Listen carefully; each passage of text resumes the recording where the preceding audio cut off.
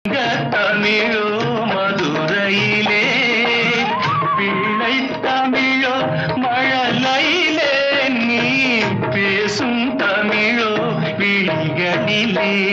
நெஞ்சம் முழுதும் கவிதை எழுது கொஞ்சம் இசையை பழகும் பொழுது